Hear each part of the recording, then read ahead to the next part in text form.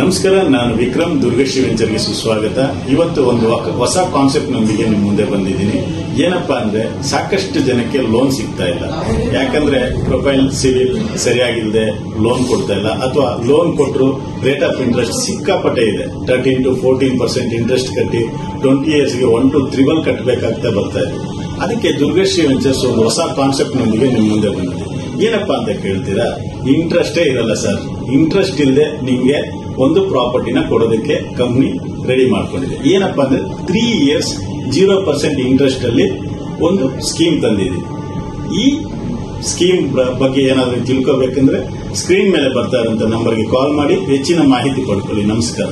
ದುರ್ಗಶ್ರೀ ವೆಂಚರ್ಸ್ಗೆ ಮತ್ತೊಮ್ಮೆ ಸ್ವಾಗತ. ನಾನು ನಿಮ್ಮ ವಿಕ್ರಮ್. ಇವತ್ತು ದುರ್ಗಶ್ರೀ ವೆಂಚರ್ಸ್ ಇಂದ ತುಂಬಾ ಹತ್ತಿರದಲ್ಲಿ ಮೆಜೆಸ್ಟಿಕ್ ಇಂದ ಕೇವಲ 24 ಕಿಲೋಮೀಟರ್ ಡಿಸ್ಟೆನ್ಸ್ ಅಲ್ಲಿ ಒಂದು ಹೊಸ ಲೇಔಟ್ ನ ಲಾಂಚ್ ಮಾಡ್ತಾ ಇದೀವಿ.